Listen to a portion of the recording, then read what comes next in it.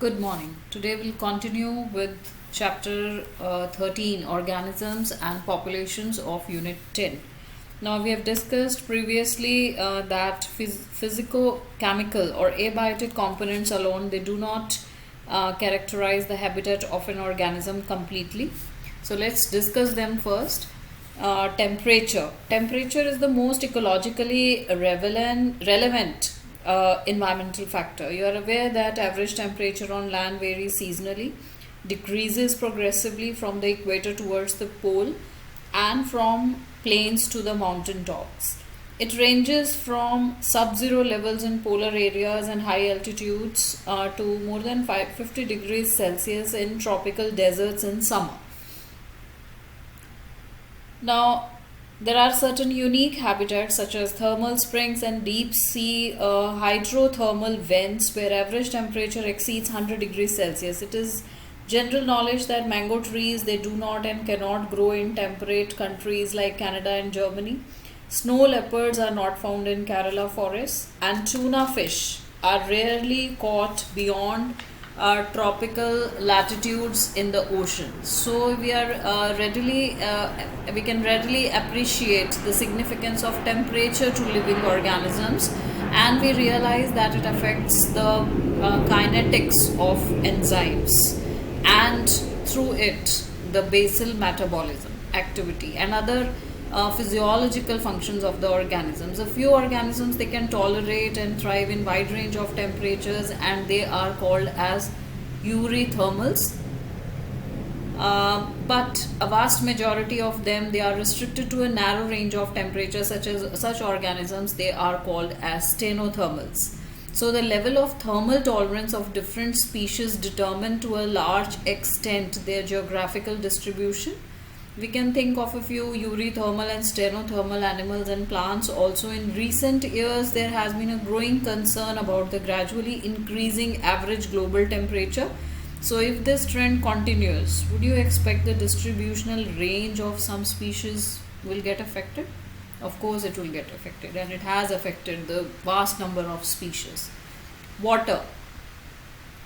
Now, next to temperature, water is the most important factor influencing the life of organisms. Life on earth is originated in water and is unsustainable without water.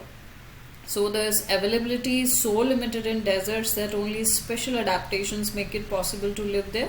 The productivity and distribution of plants is also heavily dependent on water. We might think that organisms living in oceans, lakes, and rivers should not face any water related problems, but it is not true. Aquatic organisms like quality, chemical composition, pH of water, that becomes important. The salt concentration, which is measured as salinity, in parts per thousand, is less than 5 in inland waters, 30 to 35 in sea, and it is more than 100 in some hypersaline lagoons. So some organisms, they are tolerant to wide range of salinities and they are called as euryhaline, but others, they are restricted to a narrow range, they are called as stenohalines. So many freshwater animals, they cannot live for long in seawater, and vice versa, because of the osmotic problems they would face. Light. Since plants produce food through photosynthesis, a process which is only possible when sunlight is available as a source of energy, we can quickly understand the importance of light for living organisms, particularly autotrophs. Now, many species of small plants, herbs and shrubs, they are growing in forests, they are adapted to photosynthesis optimally under very low light conditions because they are constantly overshadowed by tall canopied trees. So many plants, they are also dependent on sunlight to meet their photoperiodic requirements for flowering. And for many animals too, light is important in that there are diurnal and seasonal variations in light intensity and duration or photoperiod as cues for timing of their foraging, reproduction, and migratory activities. So the availability of light on land is closely related with that of the temperature, since the sun is the source of both but deep more than 500 meters in the oceans, the environment is perpetually dark, and its inhabitants, they are not aware of the existence of the celestial sources of energy, which is called as sun. So what is then their source of energy? The spectral quality of solar radiation is also important for life. The ultraviolet components of the spectrum is harmful to many organisms, while not all the color components of the visible spectrum are available to marine plants living in different depths of the oceans. Among the red, green and brown algae which inhabit the sea, this is likely to found in the deepest waters. Soil. The nature and properties of the soil in different places vary. It is dependent on the climate, weathering process, whether soil is transported or sedimentary, and how the soil development occurs. Now, various characteristics of the soil, such as soil composition, its grain size and aggregation, that determine the percolation and water holding capacity of the soil, and these characteristics along with the parameters such as pH, mineral composition, topography, determine to a large extent the vegetation in an area. So this in turn dictates the type of animals that can be supported, and in the aquatic environment, the sediment characteristics determine the type of benthic animals that can live there.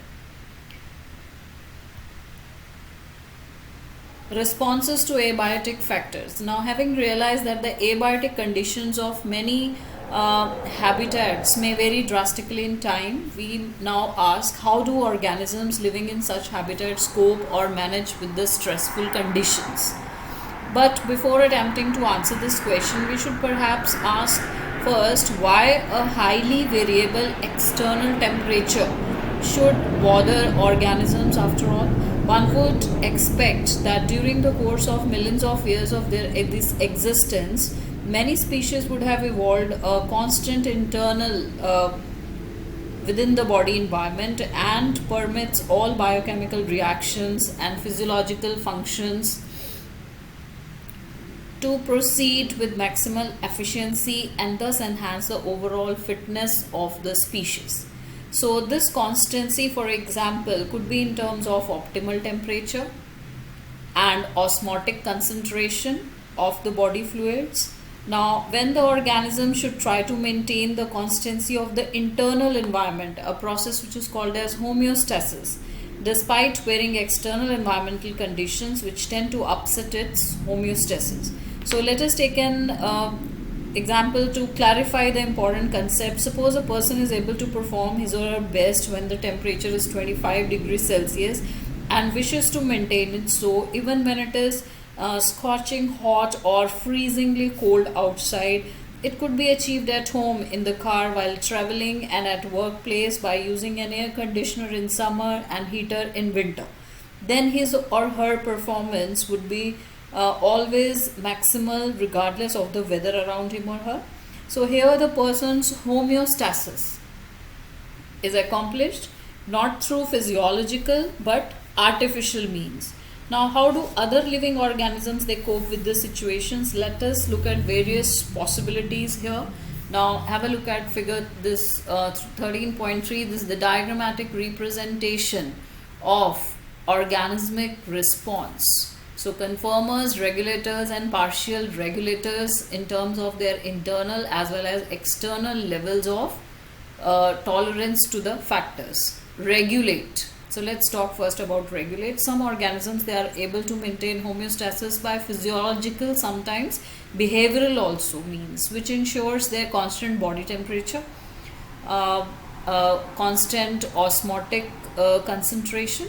So all birds and mammals and a very few lower vertebrates and invertebrate species, they are capable of such regulation, thermal regulation and osmoregulation.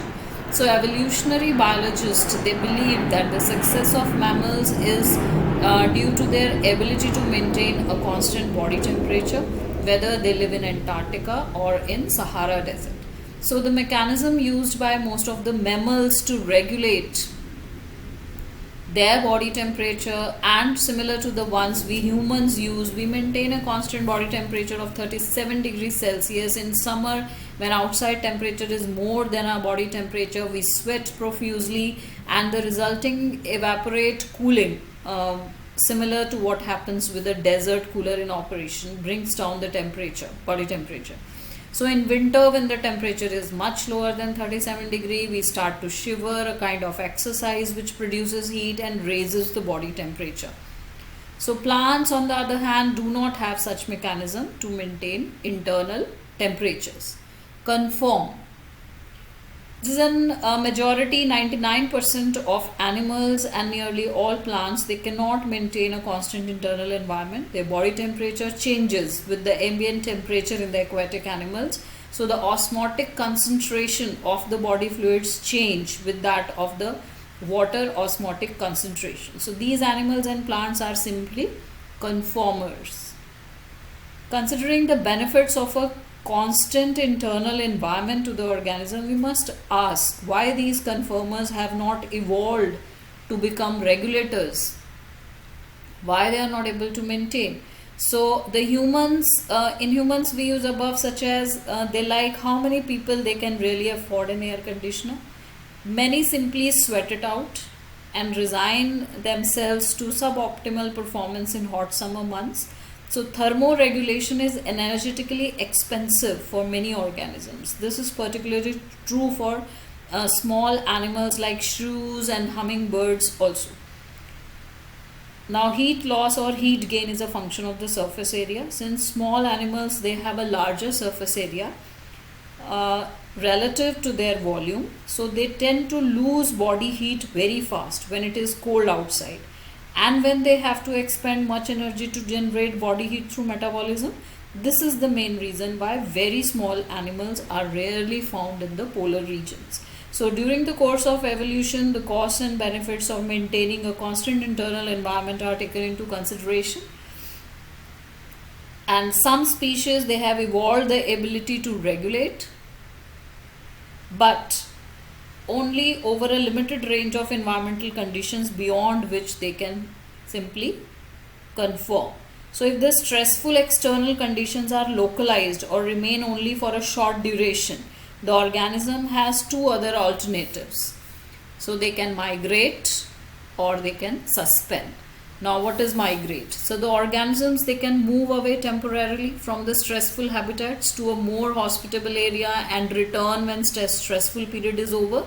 So in human analogy also, this strategy is like a person moving from Delhi to Shimla for the duration of summer. Many animals, particularly birds, during winters undertake long distance migrations to more hospitable areas. Every winter, the famous Keolado National Park, Bharatpur in Rajasthan, hosts thousands of migratory birds coming from Siberia and other extremely cold northern regions. Suspend. In bacteria, fungi and lower plants, various kinds of thick-walled spores are formed, which helps them to survive unfavorable conditions. These germinate on availability of suitable environment. In higher plants, seeds and some other vegetative reproductive structures such as serve as means to tide over the periods of stress besides helping in dispersal. They germinate to form new plants under favorable moisture and temperature conditions, and they do so by reducing their metabolic activity and going into a state of dormancy.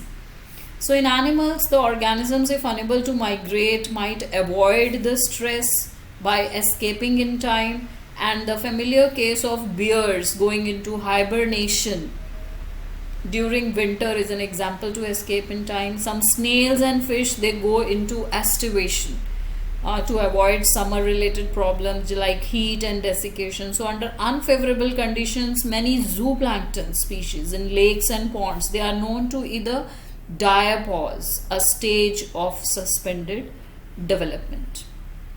So here you can see how regulators, conformers and partial regulators, they are able to maintain their internal temperature, which is called as homeostasis, maintaining the internal balance to cope up with the factors outside. So they can also opt for different strategies so that they can survive better.